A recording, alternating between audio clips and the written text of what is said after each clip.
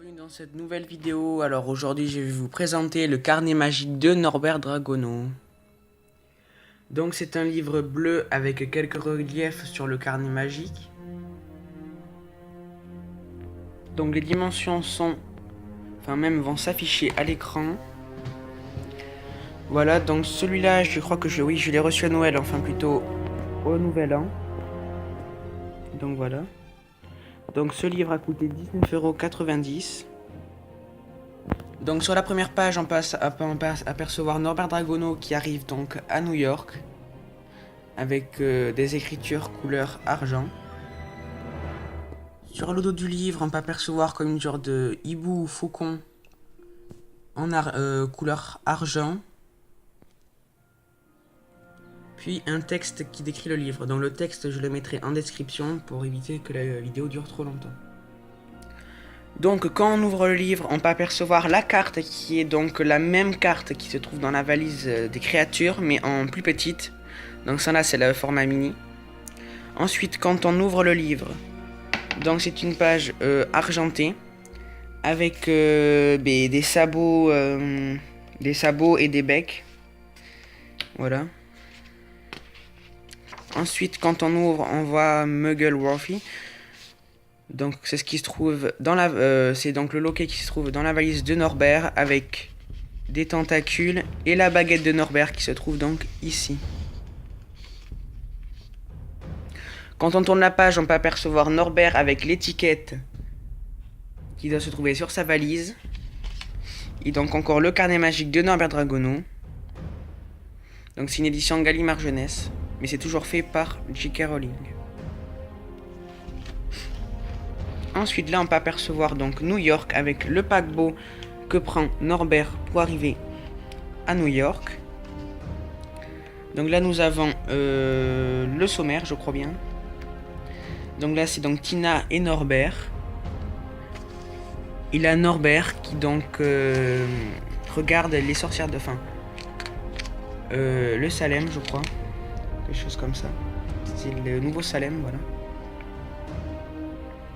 Donc en première partie on aura les nouvelles amitiés.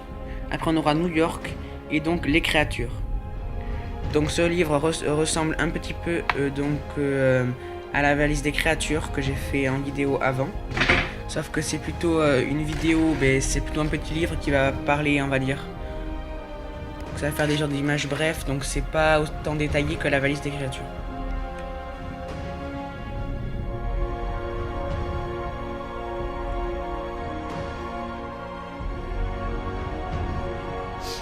Ensuite, donc là ils vont parler de Norbert Dragono, donc les costumes un peu pareil que dans la valise des créatures. En gros, ce livre ressemble énormément à la valise des créatures. Là, alors là, sans faire exprès, je vais les déchirer ici parce que mettre de la colle, c'est pas très simple pour retourner. Donc là, c'est l'étiquette de Norbert Dragono. Voilà. Là, on passe aux nouvelles amitiés. Donc là, ils vont montrer Tina avec donc son bracelet et sa carte du Makusa.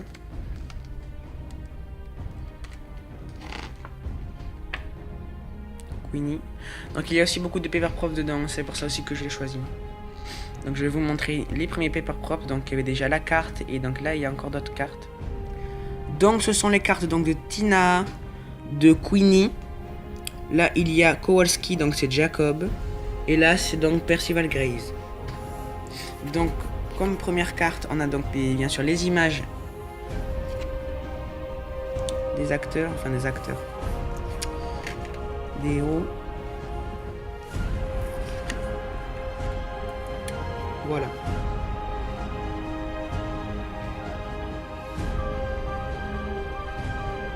Donc les cartes sont dans une pochette qui se trouve donc ici avec l'image de Jacob.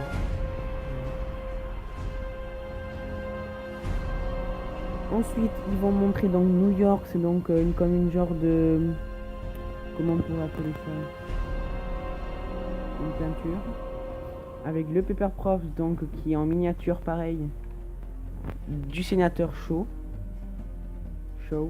Voilà, donc là ils vont parler de New York. Donc là c'est New York en 1926. Donc voilà.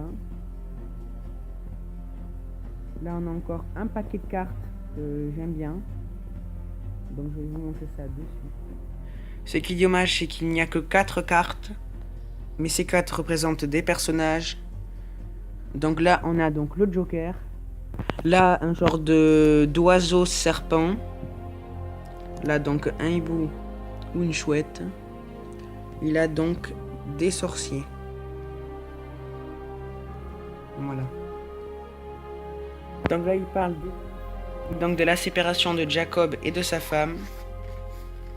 Voilà, donc ça c'est les styles art déco de l'époque. Donc là, ils vont parler de Percival Graves avec donc dans le hall du Makusa, il y a donc des genres de statues qui représentent les sorcières de Salem. Je crois bien, si je me trompe pas, parce que je me trompe tout le temps. Là, c'est Percival Graves.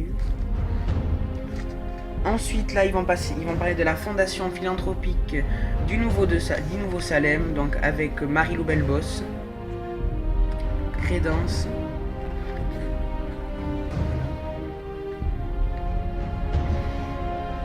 Donc, dans la valise des créatures, il y a ça aussi comme Paper Props, sauf qu'il est largement plus grand et que c'est vraiment la vraie affiche qu'ils donnent dans les films.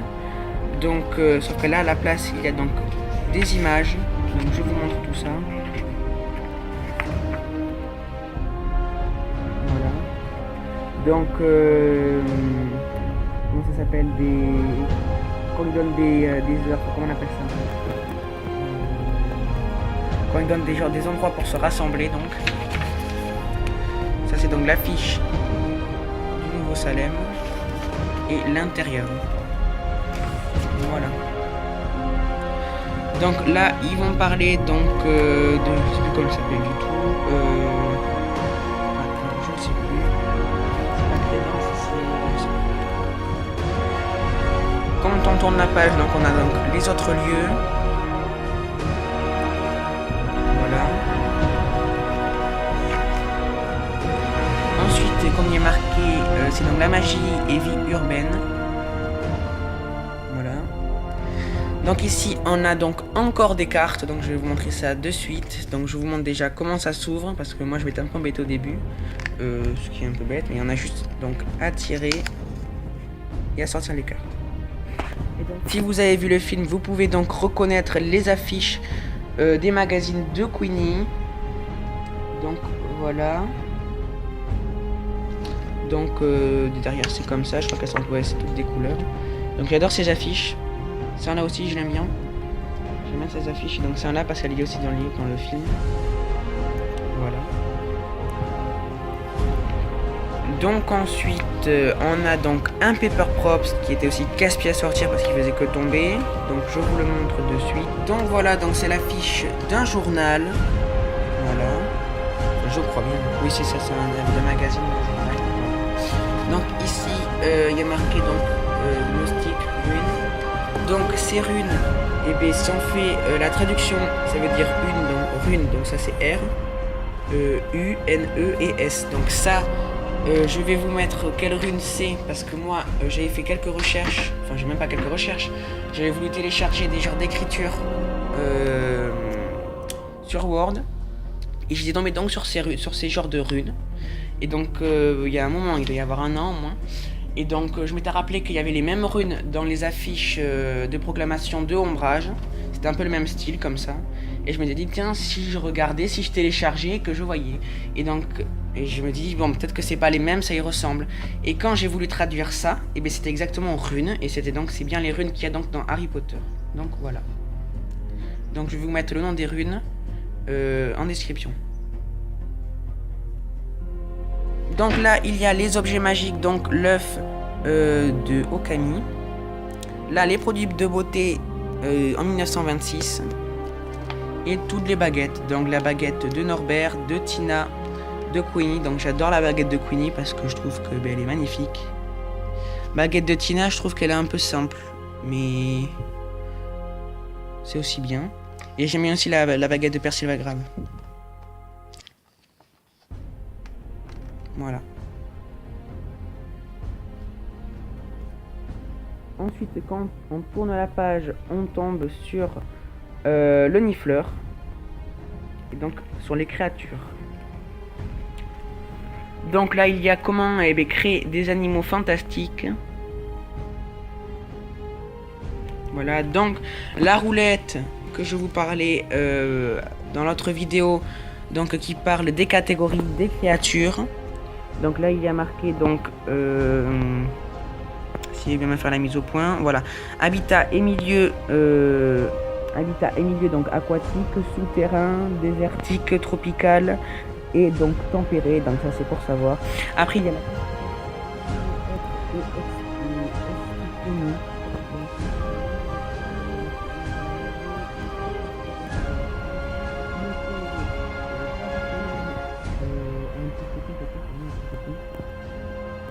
dangereux exige une connaissance spécialisée, maîtrise possible par un sorcier expérimenté. Et donc ça là, c'est connu pour être un tueur de sorciers impossible à dresser ou à domestiquer. Ensuite, il y a donc le nourrissage par catégorie, donc animal à bec, animal à plume, animal à cornes, animal à sabots et animal à carapace. Donc voilà. Ensuite, donc il y a le nifleur avec donc la classification que je vous parlais tout à l'heure, l'érotif et le demingwiz. Ensuite, le murlap, le faucifère et le démons et merveilles, avec le veau de lune et le beau truc qui se trouve donc ici. Après, il y a l'oiseau tonnerre, le billywing, d'Erico et le doxy. Donc après il parle de la valise de Norbert. Voilà. Donc là c'est les médicaments et potions de Norbert. Alors avec ici dans sa boîte, donc c'est les dards de Billywing. Voilà, donc l'habitat magique de Norbert. Donc l'habitat de l'oiseau tonnerre ici.